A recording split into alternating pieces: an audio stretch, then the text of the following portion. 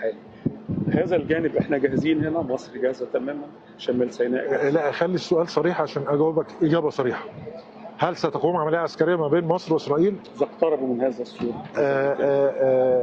اي بني ادم على مستوى العالم تمام يفكر فقط ان هو يقرب ده على الحدود المصريه، سيكون الرد المصري مفاجئ للعالم كله. وانا بقول لحضرتك الكلام ده مش كلام عاطفي او عشان انا محافظ.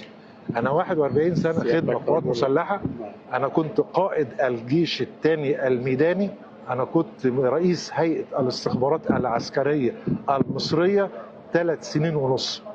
وتاكد تماما لو احنا ضعاف لا هيفكروا.